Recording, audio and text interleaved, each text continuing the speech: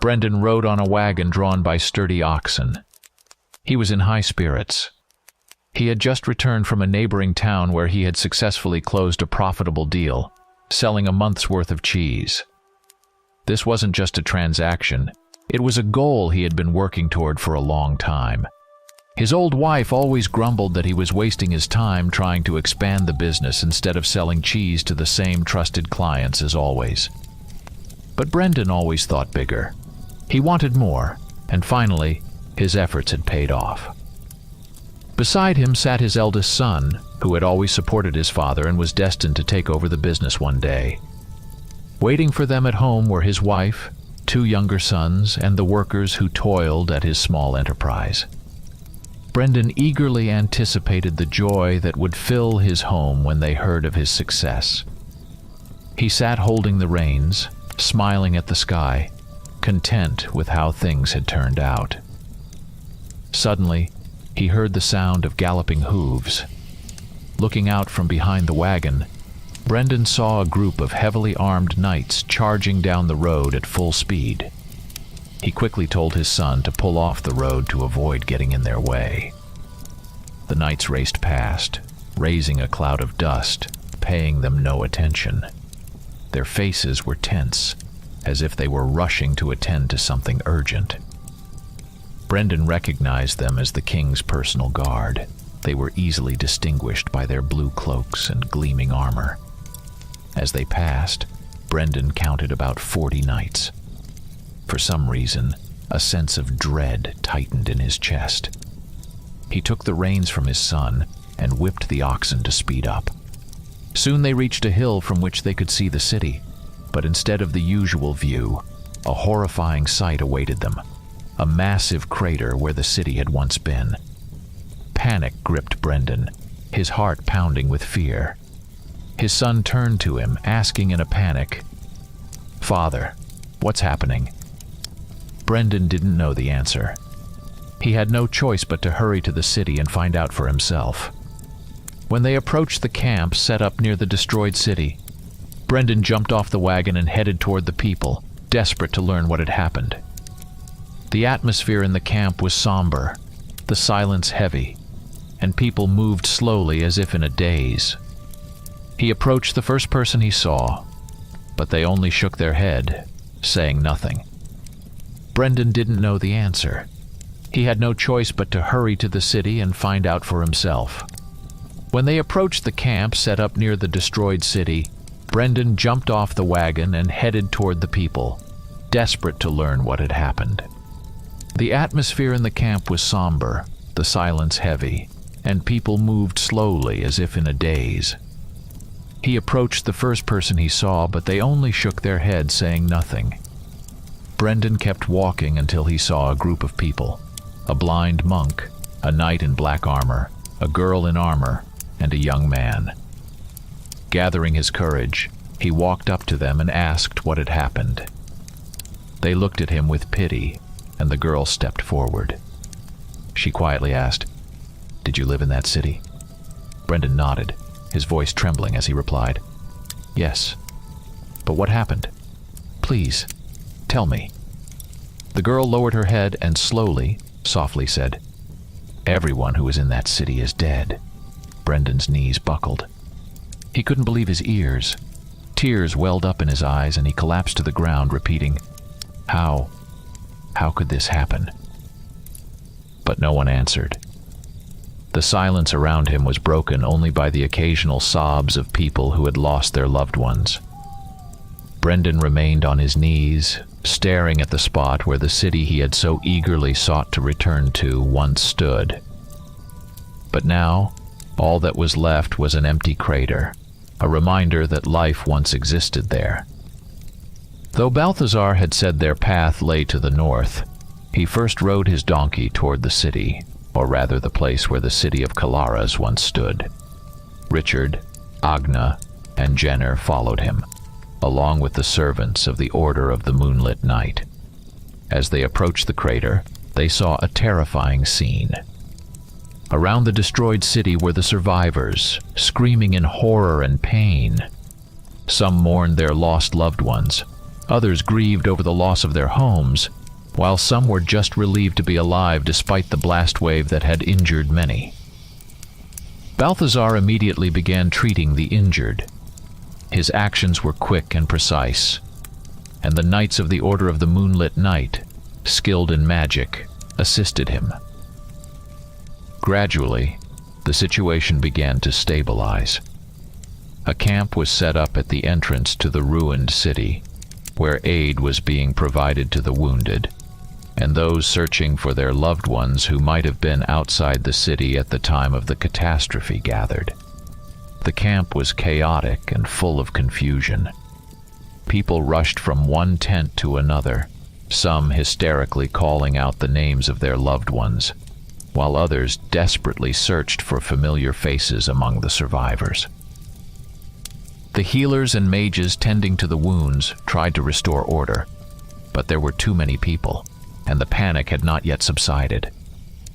Richard, helping as much as he could, soon noticed a group of mages approaching the camp from the direction of the ruined city.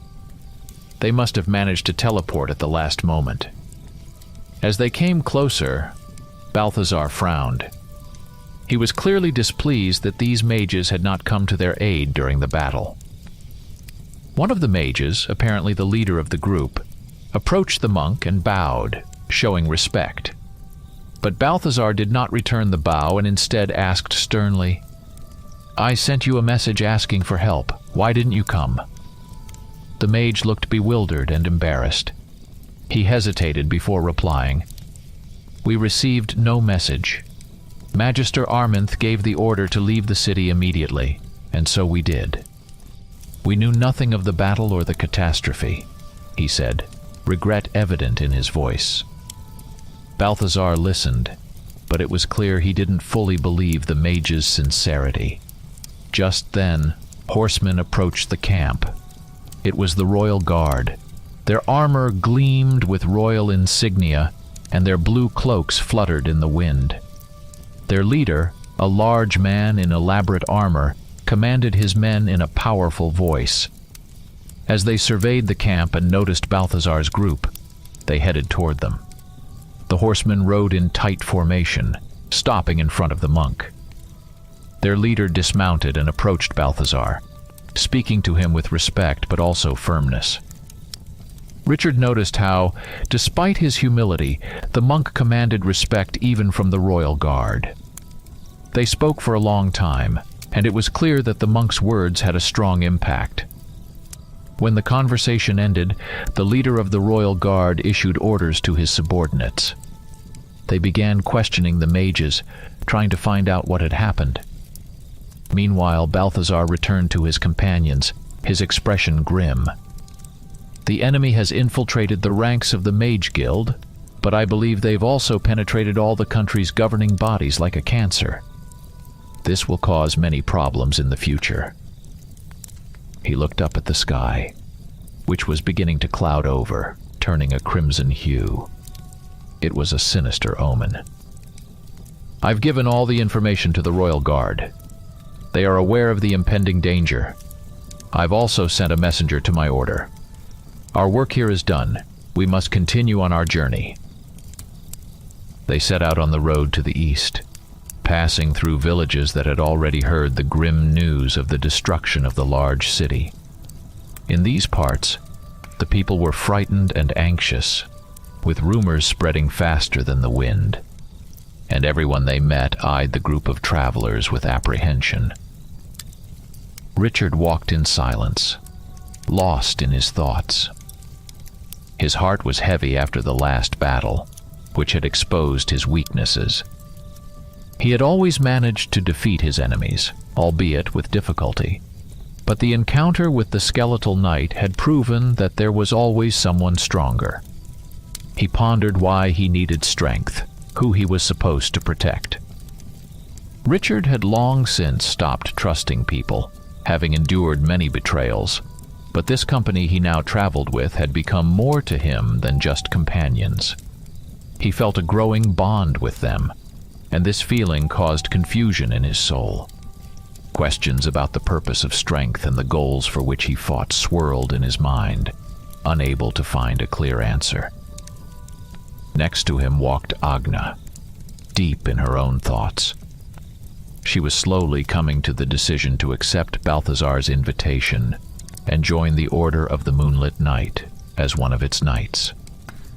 She realized that the path of the night was her true calling, and she was ready to dedicate her life to protecting people. As they traveled along the road, she sought to gain experience, taking lessons from the old man. Richard also tried to practice magic, hoping to unlock his innate power, but it came to him with difficulty, unlike the lunar magic that Balthazar was teaching him. Jenner was despondent. The city they had lost had been his home, and he could not come to terms with its destruction. Every step echoed with pain in his soul, and even quiet conversations couldn't distract him from his grief. The blind monk, riding on his donkey, occasionally glanced at the sky, which now had a faint crimson hue. Richard noticed his gaze and asked, "What does it mean?" The old man sighed heavily and replied, "It's the first sign that evil will soon descend upon this land. It's gaining strength, absorbing the souls of the people from the destroyed city.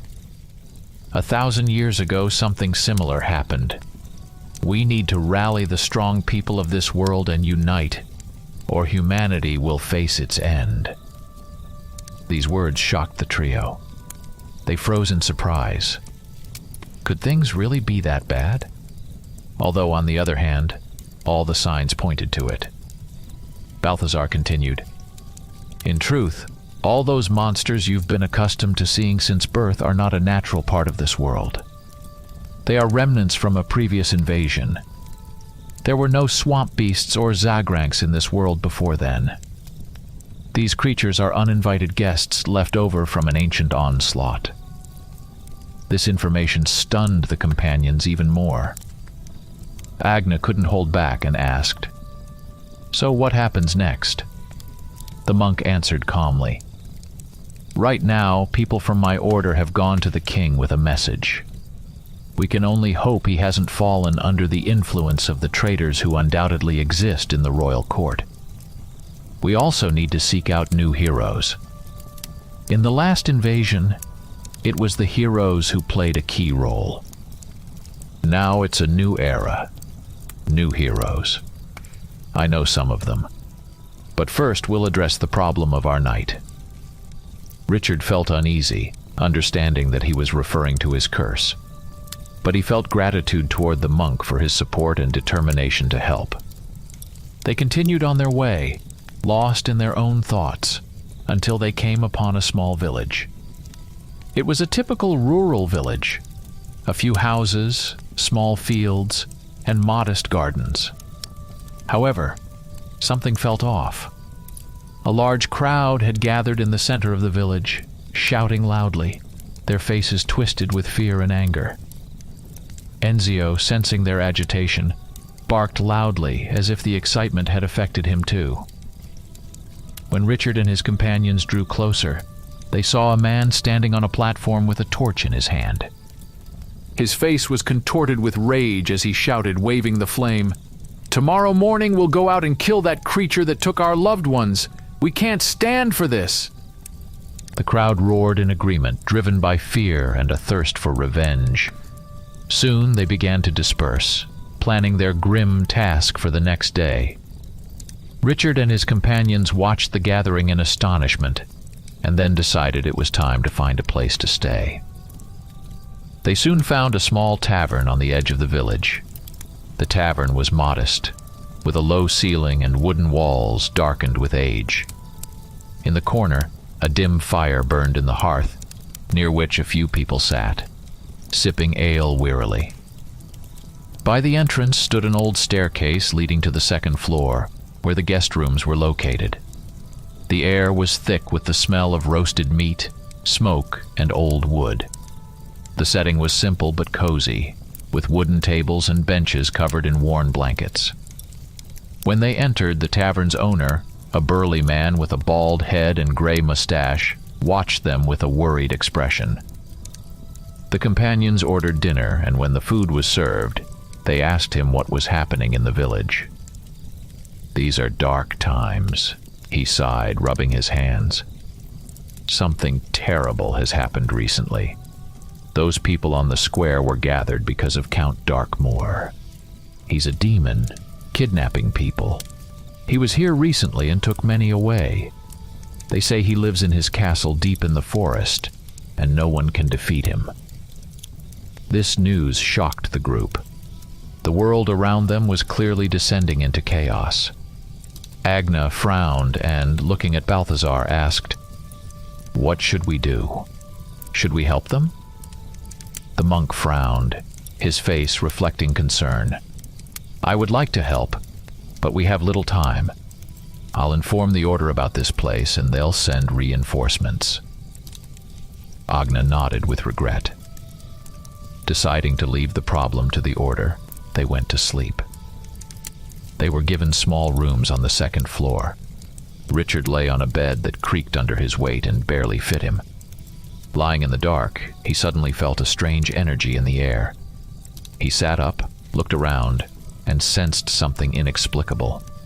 Suddenly, Enzio began to bare his teeth and growl softly as if he had sensed an enemy. The knight asked the monk who was sharing the room with him, "Do you feel something strange?" Balthazar nodded and replied, "Yes, something is off. We should check it out." They left the room and began inspecting the tavern, moving cautiously and listening to every sound. They checked every corner, every room, but found nothing suspicious. Meanwhile, their dog ran off somewhere. Richard wanted to go after him, but thought that he was probably chasing cats, and decided to leave him be. Returning to his room, he still felt uneasy, but decided it was better to rest before the day ahead. In the morning, when they gathered for breakfast, Richard and Balthazar noticed that Agna hadn't appeared. They went to her room and knocked on the door. There was no answer. Worried, they entered and found the room empty. Her sword and armor lay on the bed, but Agna herself was gone. All her belongings were in place as if she had vanished without a trace. Enzio was also missing. They searched the entire village but found nothing. Returning to the tavern, they began to ponder what was happening. Richard looked at his companions in astonishment and asked, "Where could they have gone?" Adjusting his glasses, Jenner quietly suggested, "Maybe that demon took them." Balthazar scratched his bald head and sighed, saying, "That could be the case. It seems we'll have to deal with this problem after all." Deciding not to delay, they headed to the square where the crowd had gathered once again. The people stood in tense silence, whispering about the upcoming hunt for the demon. Among them were men with torches and pitchforks, women with frightened faces, and children clinging to their parents.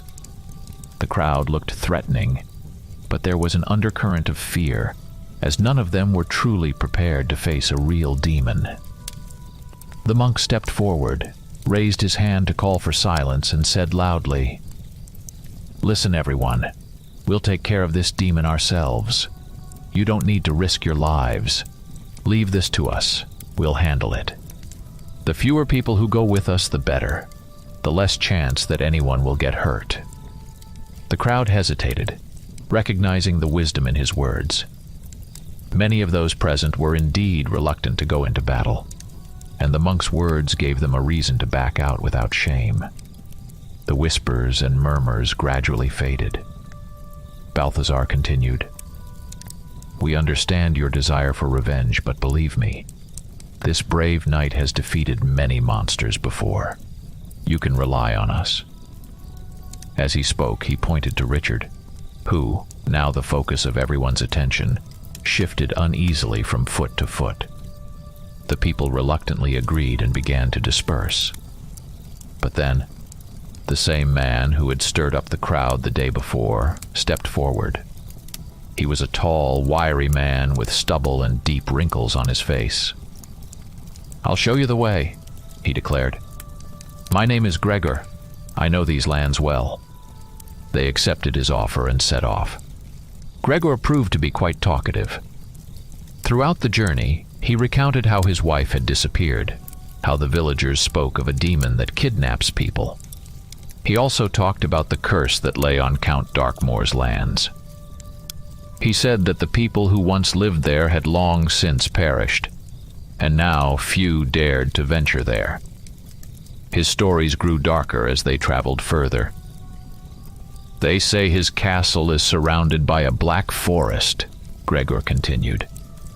"In those parts, not even the birds sing, and animals flee." As they traveled deeper into the countryside, the surroundings became increasingly desolate and eerie. The fields, once well tended, were now overgrown with weeds and looked empty and lifeless.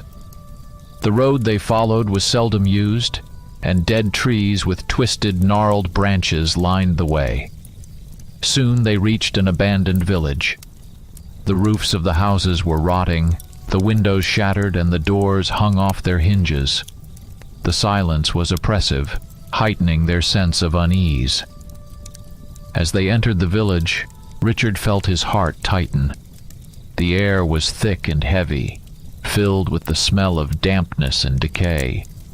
No one dared to speak aloud, and their footsteps echoed eerily.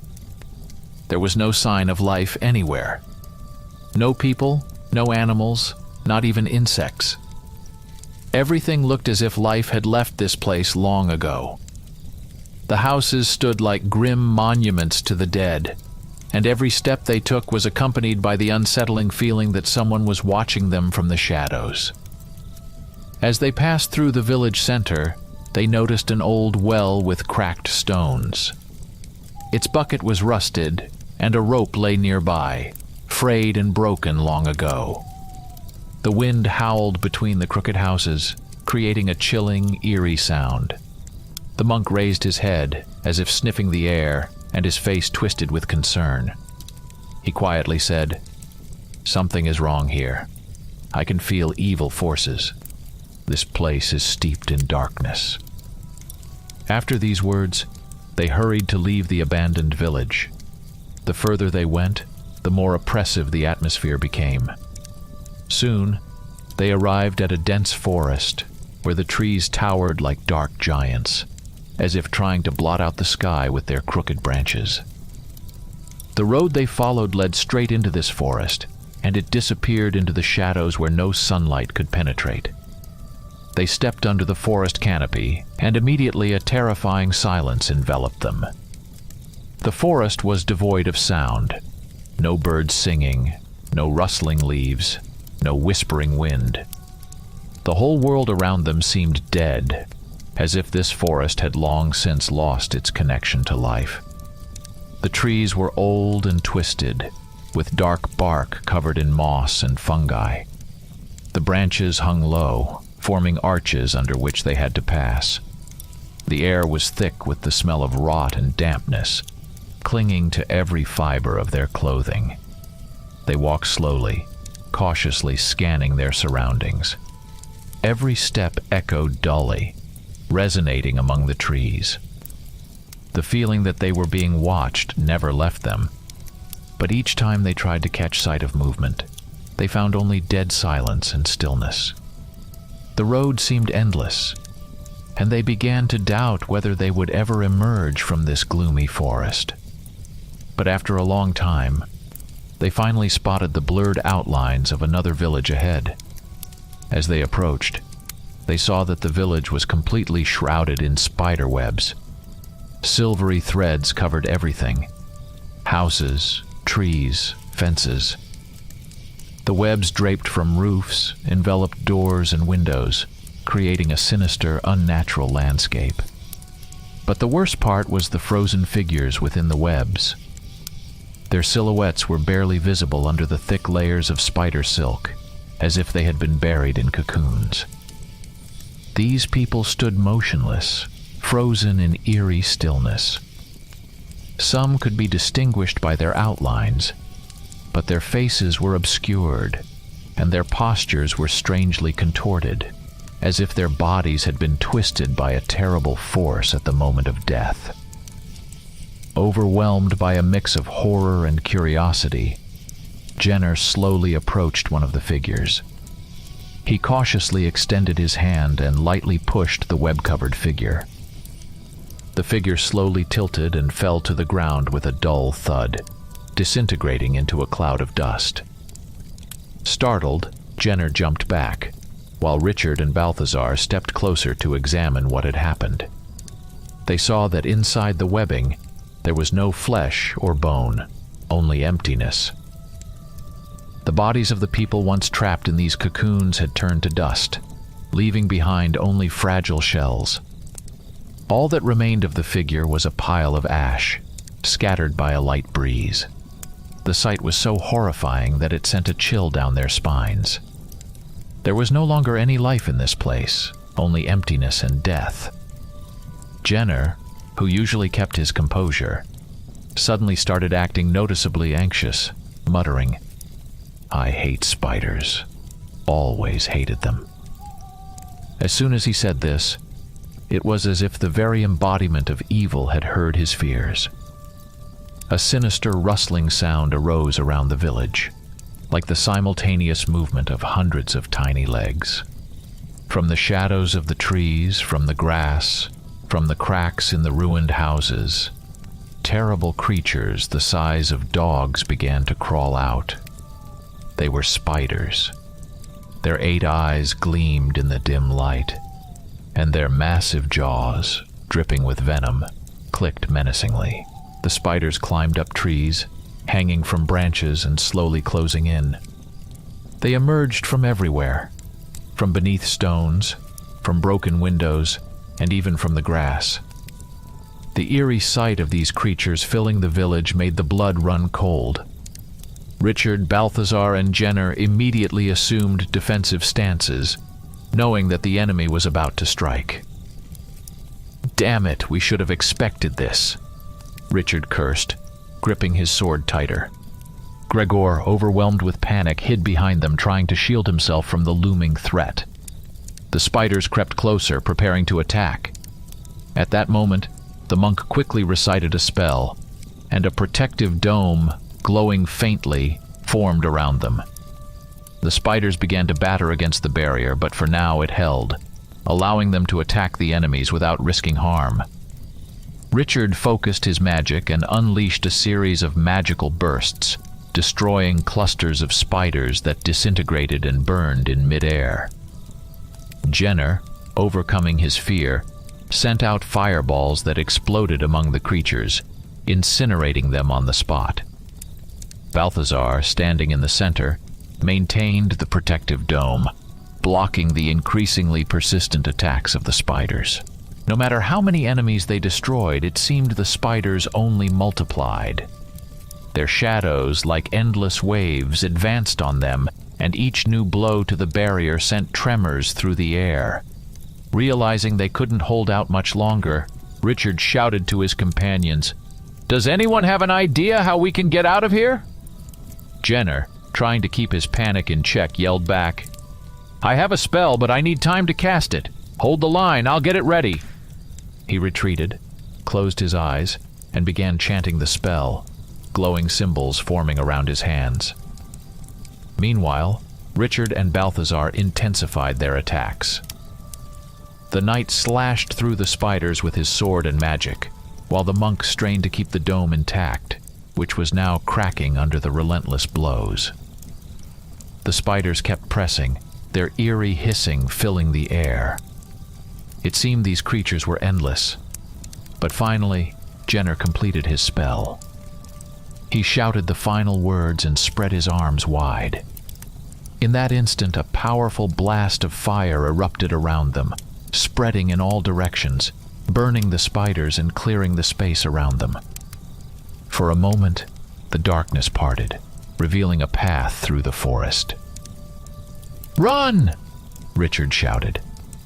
Without wasting a second, they dashed forward, leaving the cursed village behind.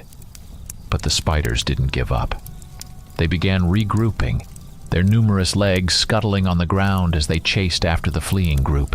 The companions raced through the forest, barely looking back. But then they noticed a misty figure ahead.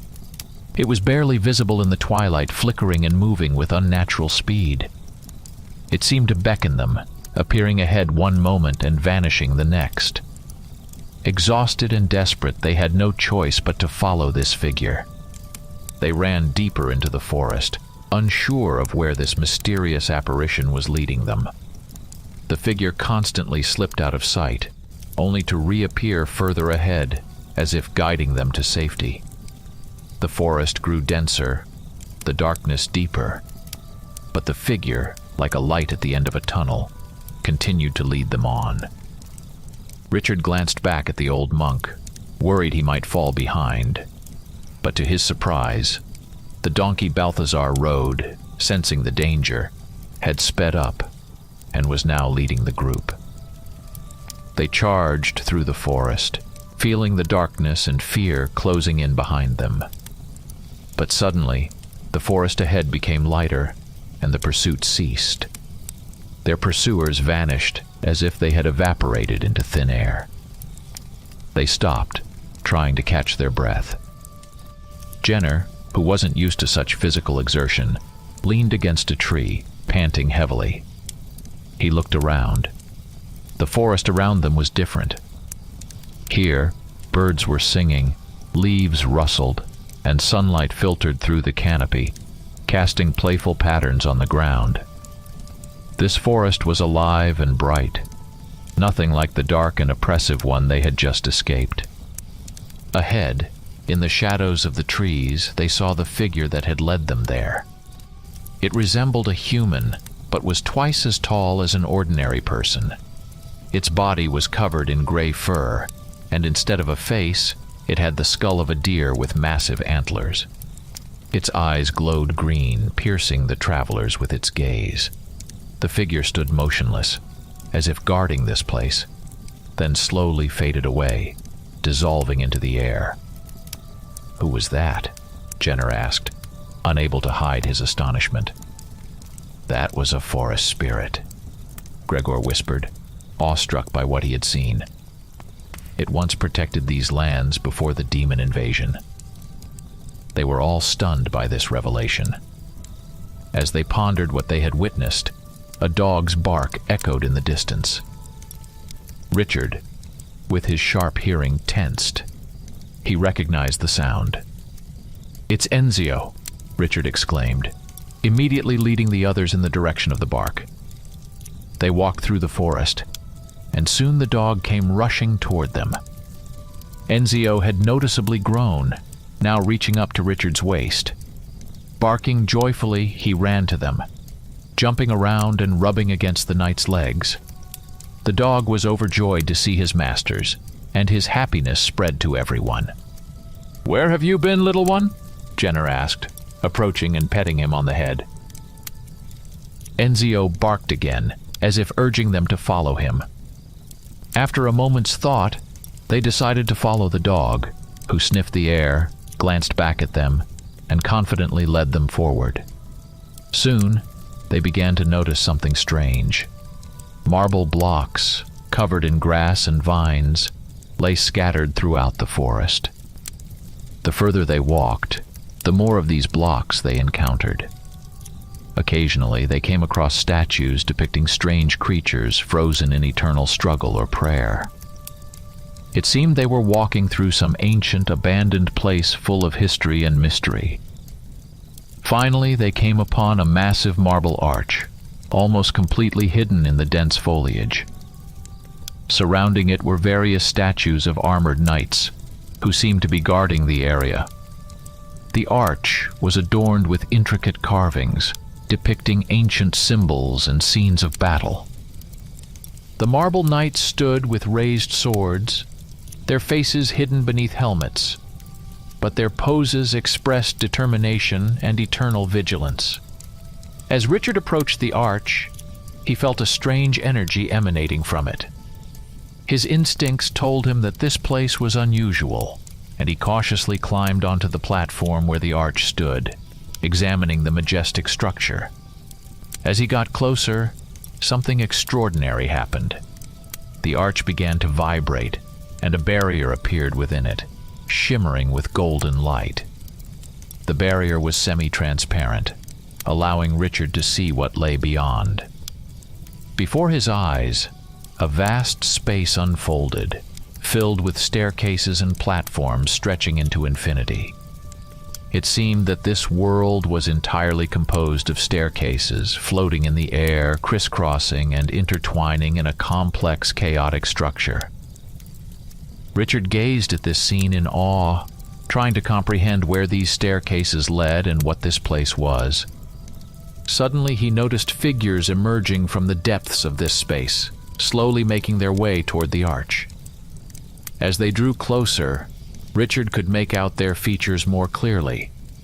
The figures resembled humans, but there was something profoundly unnatural and terrifying about them. These beings were bald, with thin shawls draped over their heads and bodies.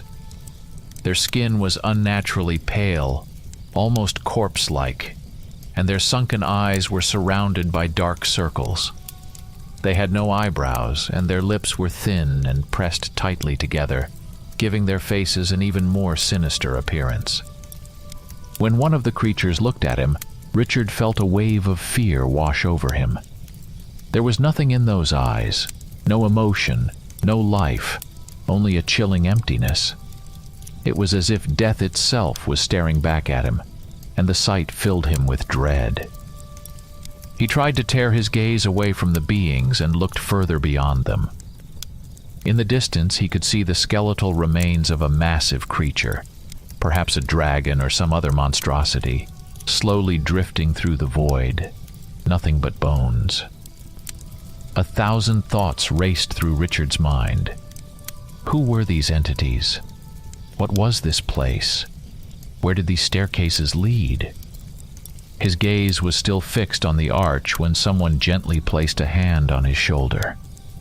Turning around, he saw the monk, who gestured that it was time to leave. Richard took one last look at the strange figures and stepped away from the arch. As soon as he moved back, the barrier vanished, as if it had never existed.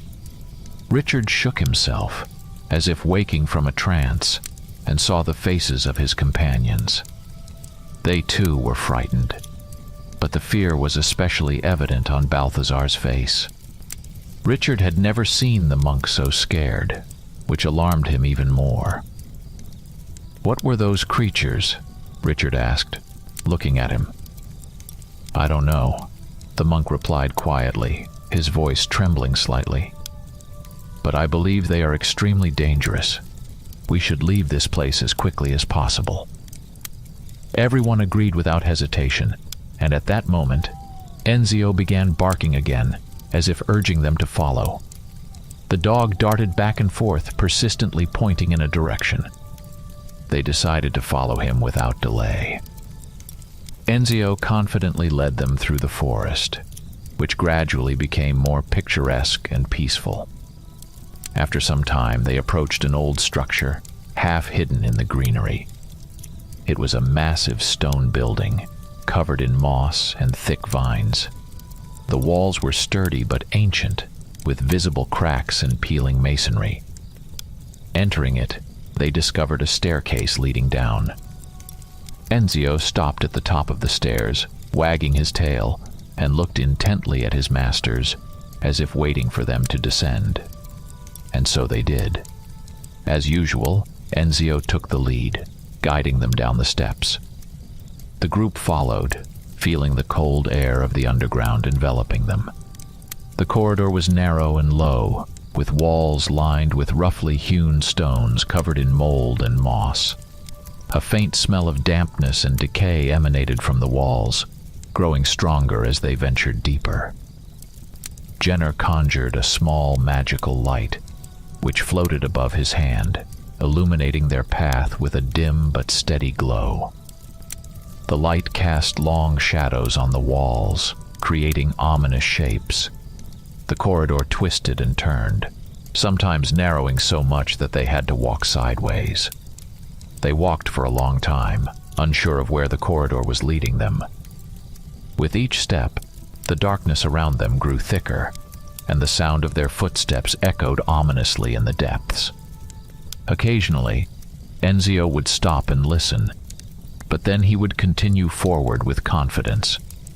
No one dared to speak, fearing to break the oppressive silence that hung over the dungeon. Finally, the corridor widened, leading them into a spacious underground chamber. It was dark, and only the faint light of Jenner's spell illuminated the walls and floor.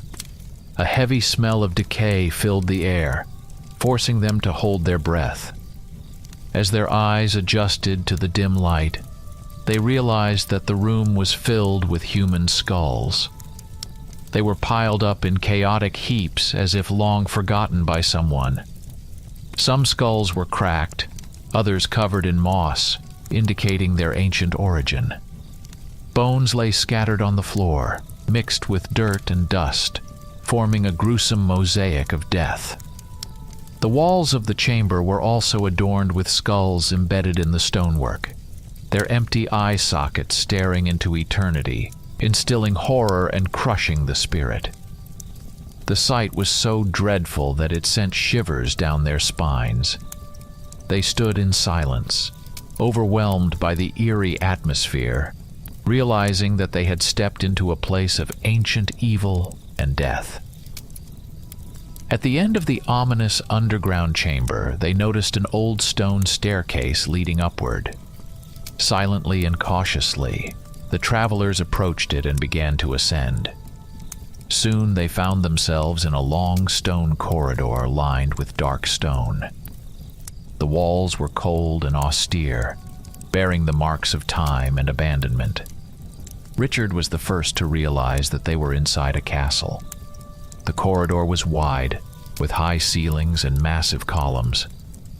There were cobwebs here as well, covering the corners and arches, a grim reminder of the terrifying creatures they had encountered earlier.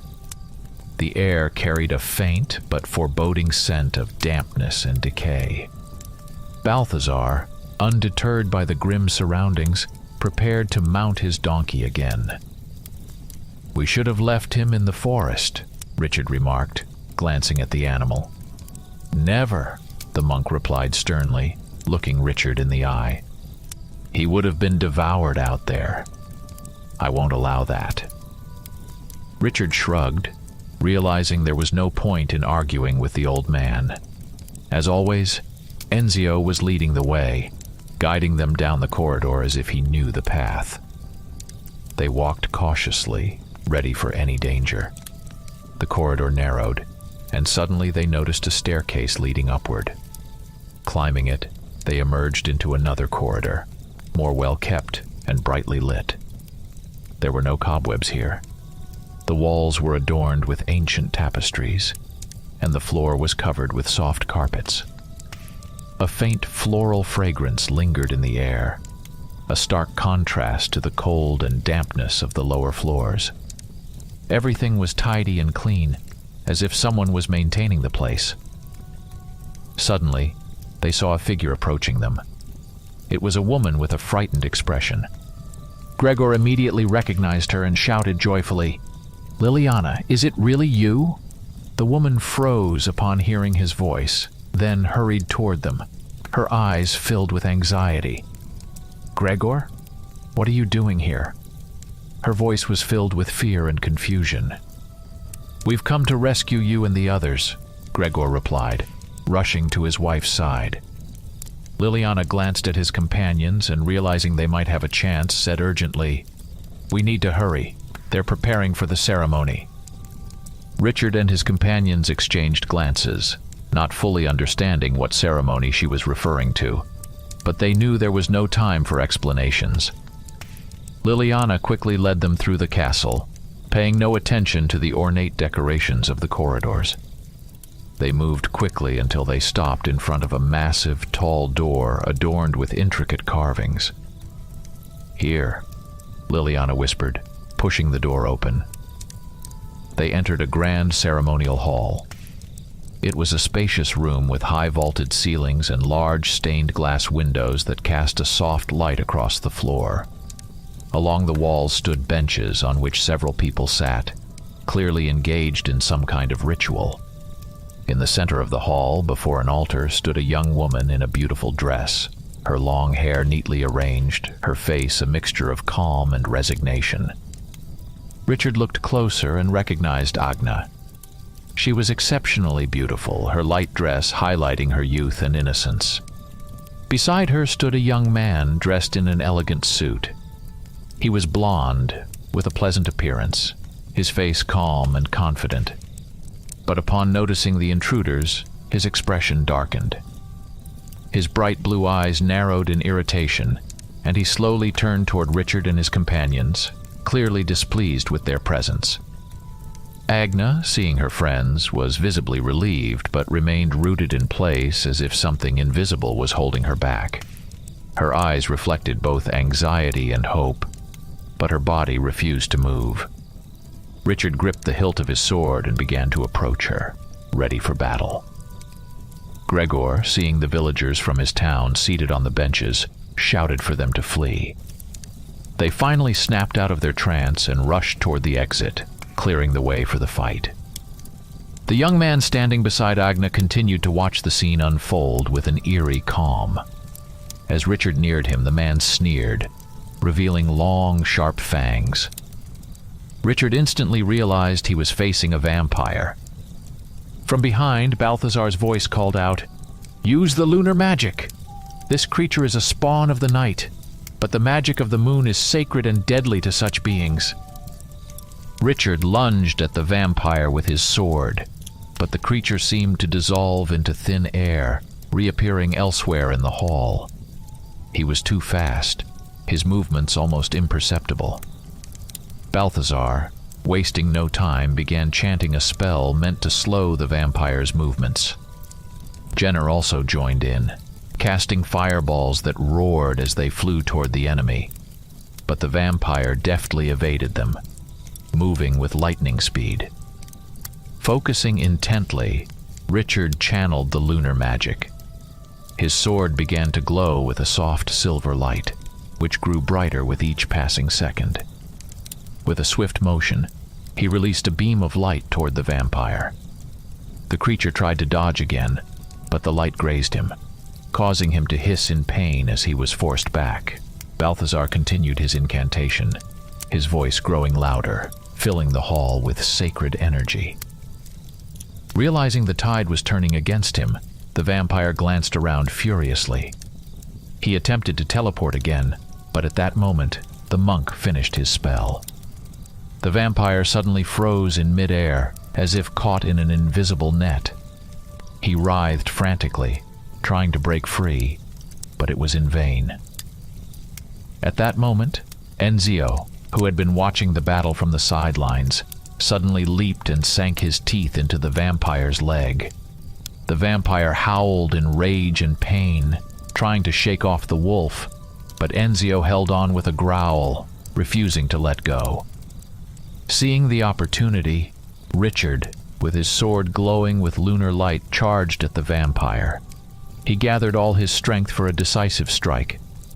Sensing the danger, the vampire, now hissing with fury, suddenly smirked and said, "Well, it seems today is not my day. I have no desire to fight you." And with that, he vanished, dissolving into the air as if he had teleported away. Only the echo of his words and the eerie silence remained around them. The group looked around, but the vampire was nowhere to be seen. As soon as the danger passed, the invisible force holding Agna vanished. She collapsed to the floor, her knees buckling, her eyes closing. The group rushed to her side, deeply concerned about her condition.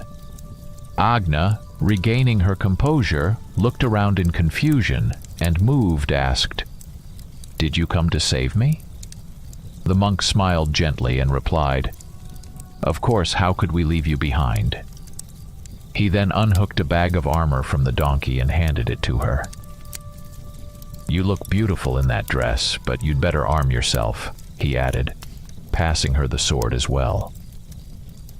Agna nodded gratefully and went to a back room to change. She soon returned, clad in her usual armor, ready for what lay ahead. "What happened?" Richard asked, noting her serious expression. Agna sighed and began to explain. "It was night. I woke up feeling that someone was in the room. I tried to get up, but I couldn't move, as if someone had taken control of me. I wanted to scream, but even that was impossible. Then something teleported me here. I realized I was being carried toward the forest, and beside me was that young man you saw. It didn't take long to realize he was a vampire. We arrived at this castle, where there were people and spiders, and that vampire told me to prepare for a wedding. I tried to escape but found no way out. The castle is crawling with giant spiders. I waited, hoping you would come." "That creature really wanted you to marry him?" Jenner asked, incredulous. Agna nodded, then added, "In a way, I feel sorry for him, but at the same time he committed a grave sin. Last night he came to me and told me his story. His name is Count Darkmoor, and he was the ruler of these lands many centuries ago. The people in his lands always lived in safety and peace. He was a good ruler. But one day he fell in love, and unfortunately, someone cursed his beloved. She began to die, and he sought any means to save her. All his efforts were in vain. Then a stranger approached him and offered help, but in return demanded something valuable. The Count agreed without hesitation. His beloved was cured, but when she learned that he had become a vampire and the price he had paid, she immediately left him, fleeing to a neighboring country. "What price did he pay?" Richard asked with concern. Agna replied bitterly, "He allowed a demon into this world, and it consumed all of his people. Every last one of them. Children, adults, everyone. The Count was left to live here, among monsters, with a broken heart and the guilt of their deaths." A heavy silence fell over the room. The story of Count Darkmoor stirred mixed emotions in everyone. On one hand, his actions were horrific, but on the other his fate evoked a sense of pity. Suddenly, Richard felt a sharp tug on his helmet as if someone had yanked it upward. He quickly jumped back in surprise and saw Count Darkmoor, the vampire, floating in the air, examining his helmet with curious eyes. With a smirk, the Count said, "I knew you weren't entirely human." He laughed, tossed the helmet back to Richard, and vanished into thin air once again. Everyone in the room stood in stunned silence, exchanging bewildered glances. Agna, embarrassed, smiled and added, "I forgot to mention that this vampire is a bit odd." The monk sighed, scratching his head, and said, "All right, I think it's time we get out of here." They quickly gathered their things, taking the freed villagers with them, and headed back toward the dungeon from which they had come. However, when Richard peered down into the basement, he saw that it was now teeming with spiders, cutting off their escape route. They had no choice but to find another way out. They moved cautiously through the castle, avoiding any creatures that might be lurking in the shadows. The corridors were narrow and dark, steeped in dampness and decay. Signs of neglect and ruin were everywhere, with cobwebs hanging in every corner. Each step echoed through the halls, creating a sinister atmosphere. Before long, they found themselves in a massive hall with an incredibly high ceiling. It was dark, and only the faint glow of Jenner's magical light illuminated the space.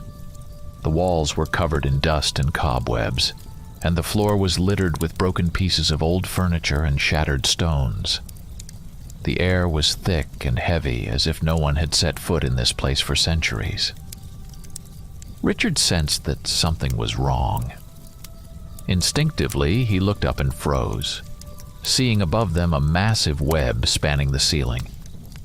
In the center of the web hung a horrifying creature, half human, half spider. Its body was enormous, with the lower half resembling the legs of a spider, each ending in sharp claws. The upper half was a humanoid figure with long arms tipped with razor-like talons. The creature's head was grotesque, dominated by a single, enormous eye that took up most of its face, while its mouth was filled with rows of sharp, blade-like teeth. The creature appeared to be asleep, its breathing deep and heavy. The others noticed the monster and stood still, trying not to make a sound. They began to move quietly forward, hoping to avoid waking the beast. But suddenly the monk's donkey, overwhelmed by fear, choked and let out a loud, piercing bray. Everyone froze, holding their breath. Slowly, they looked up to see the creature's massive eye opening, fixing its gaze directly on them. "Run!" Richard shouted, realizing they were trapped.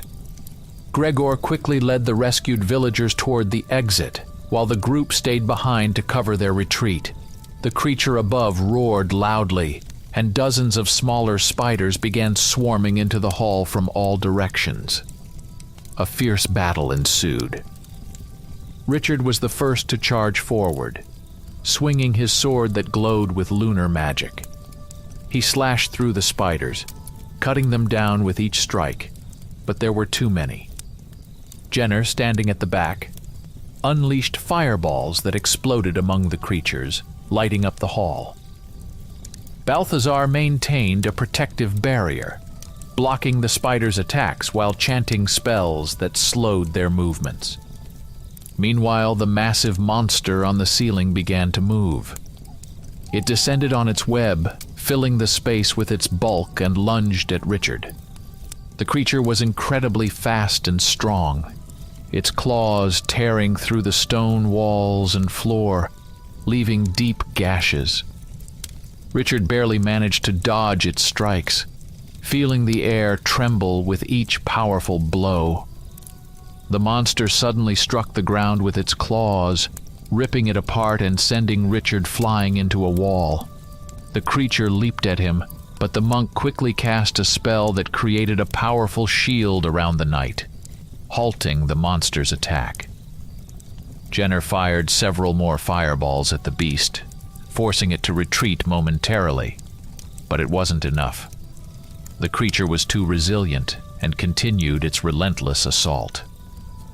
The battle against the monster was far more difficult than they had anticipated. Every strike shook the hall, and Richard struggled to evade its powerful attacks. Jenner and Balthazar did their best to support him, but the creature seemed nearly invincible. The spiders kept flooding into the hall, but the group, though exhausted, fought on with determination. Then, in the midst of the battle, Count Darkmoor suddenly reappeared. Transforming into a bat, he flew directly at the monster's face with incredible speed and clawed out one of its eyes. The creature shrieked in pain and fury, thrashing about blindly. Now disoriented, it began to lash out randomly, destroying everything around it. Seeing his chance, Richard didn't hesitate. He gathered all his strength and charged at the creature. Concentrating the power of lunar magic into his sword, he delivered a powerful and precise blow that decapitated the monster, bringing it down for good. The beast body collapsed to the ground, leaving a trail of destruction in its wake. A heavy silence fell over the hall. Richard stood among the debris, breathing heavily, his sword still glowing with lunar light. Count Darkmoor, now back in human form, observed the scene for a moment, then, as if nothing had happened, disappeared into the shadows, leaving Richard and his companions alone with their victory and the remnants of the harrowing battle. As the demon fell, the group expected the smaller spiders to vanish, as usually happens when the main enemy is defeated. However, something strange and terrifying occurred. Instead of disappearing, the spiders began to converge on the spot where the monster had fallen. They merged together, forming a new horrifying shape, as if they were being fused into a larger entity. This sight plunged the group into despair. It seemed the battle was endless. Every time they defeated the monster, it would rise again from the mass of spiders. Richard once more charged into the fray, hacking at the creature's limbs and slicing it to pieces, but the spiders, driven by some dark force, continued to gather and reassemble the demon's body. Jenner hurled fireballs, incinerating the hordes of spiders, but they kept coming. The monk maintained the protective barrier, deflecting the creature's attacks, but his strength was waning. The group found themselves caught in a vicious cycle, unable to defeat this relentless horror. Then, in that moment of despair, Count Darkmoor materialized beside them once again. Seeing the group's helplessness, he smirked and said, "You can't defeat it like this. Follow me if you want to destroy it for good." With no other options, the group decided to trust the Count. They followed him through the castle's corridors, with the monster and the spiders chasing them, their eerie skittering and hisses echoing through the halls. The monk, riding his donkey, which brayed as if it were about to die, struggled to keep up with the others. Jenner, barely able to keep pace, repeatedly cast fireballs behind them to slow the pursuing creatures. At last, they saw an opening leading to the dungeon. The Count pointed to it, and they hurried down the stairs. After descending the narrow steps, the group found themselves in another vast chamber. In the center stood a sinister altar surrounded by burning candles. Hanging above it was an effigy made of bones resembling a spider. Upon seeing it, the Count spoke with venom in his voice. "Destroy that altar. It's the only way to stop the monster. I can't do it, but you can." Richard rushed to the altar, raising his sword to strike. However, when he struck, his sword rebounded off an invisible barrier surrounding the shrine. At that moment, the spiders and the demon burst into the chamber, filling it as they tried to reach the group. The demon roared in fury, realizing the group was attempting to destroy its source of power. Richard struck at the barrier again and again, but it was no use. The protection wouldn't let him break through to the altar. The others fought off the spiders and the demon, but the situation seemed hopeless. At one point, Jenner shouted that their strength was nearly gone, and that if they couldn't find a way to break the barrier, it would be the end for them. Suddenly, unexpectedly, Enzio, who had been standing beside Agna, barked, and as if sensing something, leaped at the barrier. To everyone's amazement, the barrier didn't stop him. The pup passed through it effortlessly and landed inside the shrine. Wasting no time, Enzio began to scatter the bones from the altar, as if he knew exactly what needed to be done. As the bones tumbled to the ground, the demon let out an ear-splitting roar, its cry reverberating through the entire chamber. One by one, the candles on the altar flickered out, and in that moment, the monster collapsed to the floor like a broken puppet, disintegrating into nothing. The spiders vanished along with it, leaving behind only dust and remnants of cobwebs. Richard, breathing heavily, lowered his sword. Realizing that it was all over, he looked at his companions. Enzio trotted over to him, wagging his tail as if nothing unusual had happened.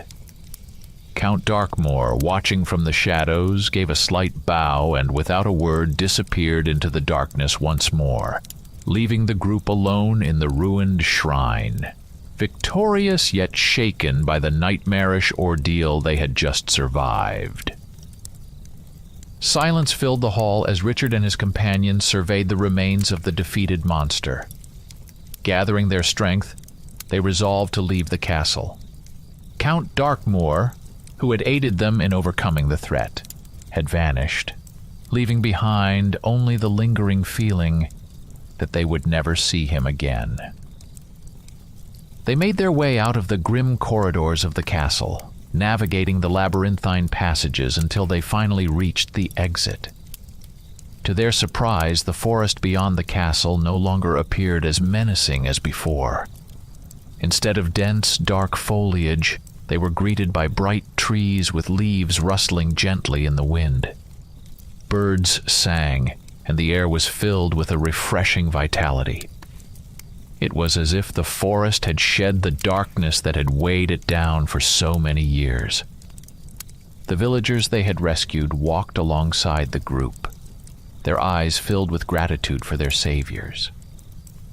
They quietly made their way through the forest, relieved to be returning to the normal world. When they finally reached the village, the remaining villagers greeted them with joy. People rushed to thank the group, showering them with kind words. They bustled around, handing the heroes fresh vegetables, bread, and even jugs of milk and honey, expressing their deep appreciation for their deliverance. The group accepted the gifts, slightly embarrassed by the attention. However, after a brief rest, they knew their journey was far from over. Soon, they bid farewell to the villagers and set off to the east, continuing their long journey. As they traveled down the road, Richard suddenly grew alert. His heightened senses picked up on rustling and movement in the bushes. He quietly approached Balthazar and whispered, "Do you get the feeling that we're being watched?" The monk paused and glanced around. His gaze lingered on a shadowy figure darting behind a tree. With a sharp yet kind look in his eyes, the monk smiled and replied, "It seems we have some company." Richard slowed his pace and surveyed his companions. Agna, Jenner, Enzio, who was happily darting around, and Balthazar were all walking nearby. He sighed heavily and muttered, "Why me?" His companions laughed, relieved after all they had endured. Reinvigorated by the spirit of adventure, they continued on their path, ready to